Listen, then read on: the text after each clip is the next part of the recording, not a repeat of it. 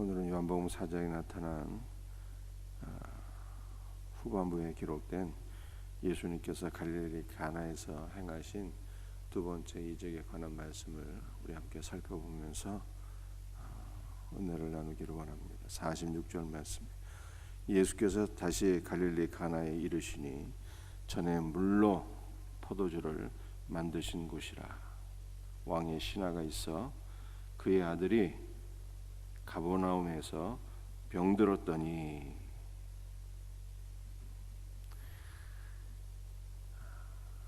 왕의 신하가 있었는데요. 이 왕의 신하가 아들이 하나 있었는데 그 아들이 가버나움에서 병이 들어서 그의 아버지가 갈릴리 가나에 오신 예수님께 찾아가서 자신의 아들의 병 고침을 간청하고 있는 장면입니다. 우리 성경을 보게 되면 예수님께서 갈릴리 가나에서 매우 많은 이적을 행하셨어요. 예수님의 사역의 이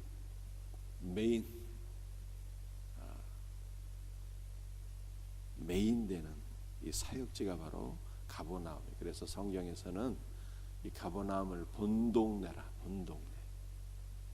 예수님의 사역의 중심지가 된다고 하는 뜻에서 이 본동네라 이렇게 표현을 하고 있습니다. 이 가버나움은 회개의 마을, 위로의 마을 이런 뜻이에요. 나움이라고 하는 것이 회개란 뜻입니다. 가버는 마을이고 그래서 회개의 마을 또 위로의 마을 이런 이름의 뜻이에요. 그러니까 우리가 하나님 앞에 참된 회개를 하게 되면 위로를 받게 되는 것이죠. 하나님의 위로가 우리 안에 임하게 되는 것입니다. 왕의 신하가 아들이 하나 있어서 함께 살았는데 이 왕의 아들이 병에 걸리게 되었어요. 그것도 아주 중병에 걸렸습니다. 47절 말씀을 보게 되면 그가 가히 죽게 되었나이다. 죽기 일보 직전입니다. 그러므로 예수님께 와서 간청을 했어요. 청하되 내려오셔서 내 아들의 병을 고쳐 주소서. 그랬더니 예수님께서 48절에 뭐라고 말씀하셨는가 하면 예수께서 이르시되 너희는 표적과 기사를 보지 못하면 도무지 믿지 아니하리라. 이 가버나움에 있는 사람들의 특징이 뭐냐면은 표적을 보지 않으면 도무지 믿지 않는 사람들이었어요. 그동안 예수님께서 얼마나 많은 표적을 행하셨습니까? 본동네, 오죽하면 본동네. 첫 번째 이적도 갈릴리 가나, 가버나움 인근에서 행하셨고 가버나움에서 가장 많은 표적을 행하셨어요. 그럼에도 불구하고 이들은요 지속적으로 표적만 요구하는 자들이었어요. 예수 그리스도를 믿지 않고 지속적으로 신비, 지속적으로 표적, 지속적으로 능력 이것만 추구하던 자들이었습니다. 이 왕의 신하가 예수님을 찾아온 목적도 예수님을 집으로 데리고 가서 아들이 고침을 받는 것을 통해서 다시 한 번 더 표적을 보기 위함이었습니다. 예수님 우리 집으로 가서 내 아들을 고쳐주소서. 다시 한번 표적을 보기를 원했던 거예요. 그런데 예수님께서 이 표적을 구하는 자들에게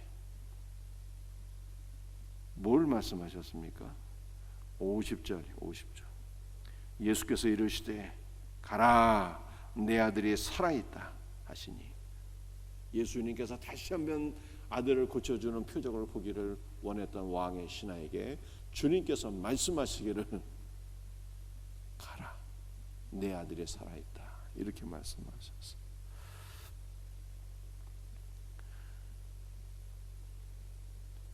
그래서 이 왕의 신하가 주님의 말씀을 믿고 갔어요. 50절 예수께서 하신 말씀을 믿고 가더니 51절 내려가는 길에서 그 종들이 오다가 만나서 아이가 살아있다 하는데 그 낫기 시작한 때를 알아보니까 예수님께서 말씀하신 그때, 가라 내 아들이 살아있다 말씀하신 그때. 그래서 이 왕의 신하가 예수 그리스도를 믿을 뿐만 아니라 그의 온 집이 다 믿게 되었다라고 하는 것을 말씀하고 있어요. 그래서 이 말씀을 통해서 우리가 살펴볼 수 있는 첫 번째 메시지, 우리의 신앙이 어떠한 신앙이 되어야 하겠는가? 우리의 신앙은 표적 중심에서 말씀 중심으로 바뀌어야 된다는 거예요. 왕의 신하는 예수님 데리고 가서 예수께서 아들을 고쳐주시는 치료의 과정을 통해서 또 하나의 표적을 보기를 원했지만 예수님은 표적을 보여주시지 않고 가라 내 아들이 살아있다 말씀만 하셨어요. 말씀만. 그런데 이 왕의 신하가 그 말씀을 믿고 갔을 때 주님의 말씀대로 된 것을 확인하고 예수를 믿게 된 것입니다. 그러므로 오늘 본문 말씀은 우리의 신앙이 표적 중심에서 말씀 중심으로 바뀌어져야 된다는 것입니다. 그리고 이것이 바로 참된 회개라고 하는 거예요. 회개. 가버나움은 무슨 마을이에요? 회개의 마을이라는 뜻이에요. 회개의 마을. 여러분들 회개라고 하는 것은 반성한다는 뜻이 아니라 돌이킨다는 뜻이에요. 돌이킨다. 그러니까 뭐에서 뭐로 돌이키는 것이 참된 회개인가를 보여주고 있는데 표적 중심에서 말씀 중심으로 돌이키는 것이 참된 회개다라고 하는 것을 오늘 본문이 우리에게 말씀해 주고 있는 것입니다. 여러분들 오늘날에도 많은 사람들이 신비만을 추구하고 있어요. 표적, 이적, 능력, 현상 이런 것만 추구합니다. 그런데 그런 것은 이단들도 행하고 마귀도 행하더라고요. 그러므로 우리의 신앙은 무슨 신앙이 되어야 된다고요? 말씀 중심의 신앙이 되어야 돼요. 표적 중심에서 말씀 중심으로 돌이키는 것이 바로 성경에서 말씀하고 있는 회개다라고 하는 것을 보여주고 있는 거예요. 여러분들 이 왕의 신하는 예수님 믿기 전에는 어떤 사람이었습니까? 그야말로 왕의 신하인 것이죠. 분봉왕 헤롯의 신하. 왕의 신하였는데 이 왕의 신하라고 하는 것은 세상 권력을 추구하고 세상의 명예와 지위와 물질과 세상에 속한 것들을 사랑하고 추구하는 자라고 하는 이 뉘앙스가 다 포함되어 있는 것입니다. 그런데 세상의 권력을 추구하고 세상 왕을 섬기던 자가 이제 어떻게 되었습니까? 세상의 왕을 섬기던 자가 주님의 말씀을 듣고 그와 그의 온 집이 다 예수 그리스도를 믿게 되었어요. 그래서 오늘 본문에서 말씀하고 있는 두 번째 메시지는 참된 회개가 무엇인가? 참된 회개는 왕의 신하에서 예수 그리스도의 신하로 돌이켜지는 것이 참된 회개라고 하는 것입니다. 여러분들 우리는 사람의 신하가 되면 안 돼요. 세상 권력을 추구하고 명예를 추구하고 지위를 추구하고 물질을 추구하는 세상의 신하가 되면 안 되는 것입니다. 세상의 신하에서 예수 그리스도의 신하로 돌이켜지는 것, 사람의 신하에서 주님의 신하로 돌이켜지는 것, 이것이 바로 참된 회개이다 라고 하는 것을 성경이 말씀하고 있는 것입니다. 여러분들, 우리는 다 주님의 신하가 되어야 돼요.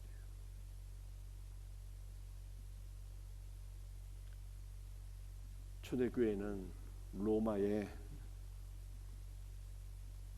지배하에 있었습니다. 로마의 지배하에 있었던 기독교, 왜 그렇게 핍박을 당했을까요? 여러분들, 원래 로마의 그 종교적인 정책은 탄압이 아니었어요. 포용이었습니다. 관용이었어요. 로마는 피식민지, 자신들이 지배하던 국가의 종교를 다 인정해 주었어요. 그런데 왜 유독 기독교만 박해를 받았던 것입니까? 로마가 피식민지, 자신들이 지배했던 나라의 종교들을 다 인정해 주었는데, 그러나 한 가지 요구했던 것이 있었어요. 그것은 로마 황제를 신으로 받드는 거예요. 로마의 종교는 원래 다신교예요. 원래가 다신교였기 때문에 피식민지의 종교를 인정하는 것은 로마의 종교관에 비춰서 아무런 문제가 되지 않았어요. 기독교도 인정해 주었던 것이죠. 그런데 기독교가 그렇게 박해를 받았던 것은 기독교인들이 로마 황제를 신으로 숭배해야 되는데 그것을 거부했기 때문이죠. 그래서 로마 황제를 거부했던 기독교가 그렇게 탄압을 받고 많은 사람들이 죽었던 것입니다. 그렇다면 왜 기독교인들은 로마 황제를 신으로 인정하지 않았던 것입니까? 초대교회 성도들의 믿음은 오직 예수만이 주님이라는 거예요. 예수를 주로 신하며 라고 바울이 얘기했잖아요. 예수를 주로 신하며, 이 주님이라고 하는 것이 여호와다라고 하는 뜻도 있지만 주라는 것이 이 초대교회 당시에 로마가 지배하던 세상에서는요, 단 한 명에게만 부여되는 칭호였어요. 그것이 누구일까요? 로마 황제죠. 로마 황제가 온 세상의 주인이다, 이 뜻이에요. 그런데 기독교인들만 우리의 황제는 오직 예수다, 이렇게 믿고 고백해서 그렇게 많이 순교했던 거예요. 참된 회개는 무엇입니까?